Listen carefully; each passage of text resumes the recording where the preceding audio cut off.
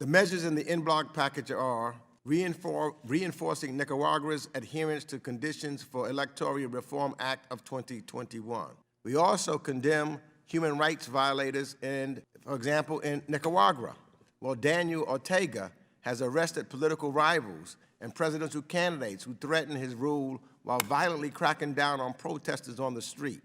The goal of this bill is to provide more tools for the U.S. government to support the Nicaraguan people in the face of Daniel Ortega's assault on their most basic rights.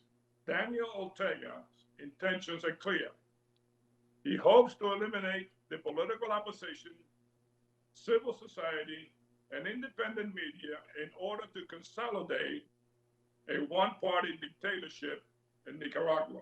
Last week, Congressman Green and I met with Berta Valle and Vicky Cárdenas, the wives of Felix Madariaga and Juan Sebastián Chamorro, two leading presidential candidates who were arrested and forcibly disappeared 50 days ago. I learned last night that these two women have now been convicted in absentia for treason by the Ortega regime, simply for coming to Washington and asking for help in getting their husbands released. By passing the RENACER Act, we can send a strong message that we stand with Berta, Vic, and Vicky, and the more than 140 political prisoners, their families, and with all Nicaraguans in defending their rights to choose their own leader.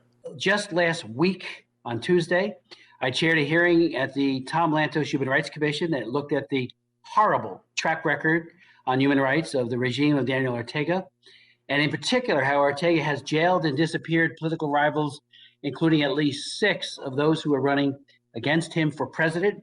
I'm hoping to lead a delegation. I'm going to request that other members join me to go to the prisons to meet or try to meet with people inside the Nicaraguan prisons who are these tremendous political candidates. No matter who wins, we want the election to be free and fair. And again, this legislation authored by my good friend and colleague, Abel Osiris, and you all know what the provisions are, so I won't go through them, will help make the difference. This morning, we find out that Ortega is going after the wives of these candidates. What a canalla. Democracy in Nicaragua, Mr. Chairman, is hanging by a thread, but we have one last chance to act. In front of us, there is a bill that Congressman Sears and myself introduced together. That means that Republicans and Democrats are working together. That is exactly what Daniel Ortega needs to hear. What are the consequences of jailing their political opponents? This bill sanctions Ortega's corrupt inner circle. It stops them from enriching themselves at the expense of the Nicaraguans. It prevents the Ortega regime from receiving money from banks so that no American financial institution will be an accomplice to the Ortegas. It's called the RENACER Act, and it also creates a coordinated strategy with our allies and partners to ensure that the world acts together in rejecting Ortega's evil plans.